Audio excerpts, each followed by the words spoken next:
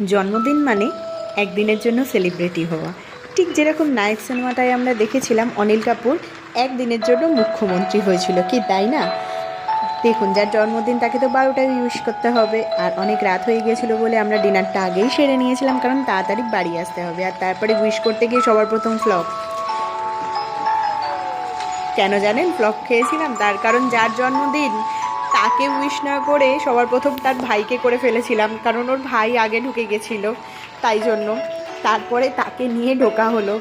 যাই হোক, জন্মদিনটা ছিল, অনেকেই আপনারা তাকে কিন্তু চেনেন, আমার ব্লগে হয়তো দেখেননি, কিন্তু তাকে অনেক কেউই চেনেন। আর সে হচ্ছে আমাদের সকলের ভালোবাসার দীপবাবু, দীপঙ্কর।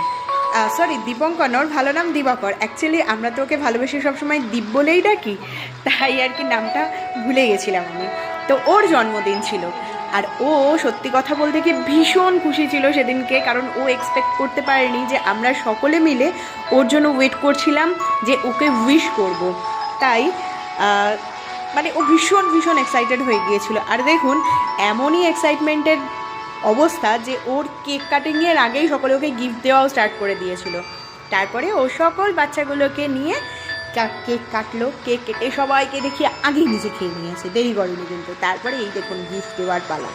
গিফট আবার কিন্তু নেচে নেচে দিতে হয়, ঠিক এরকমভাবে। আর এই গিফটটা ছিল শানুর হাতের তৈরি একটা কাজ, পাঞ্জাবির উপর শানু এই কাজটা করেছিল, ভীষণ সুন্দর দেখতে হয়েছিল। আর কেন বললাম একদিনের সেলিব্রিটি? সেদিনকে ফেসবুকের মারফত সকলেই কিন্তু সেলিব্রিটি হয়ে যায়, কারণ সকলে মিলে সেদিনকে সেই মানুষটিকে উইশ করতে থাকে, কি তাই না?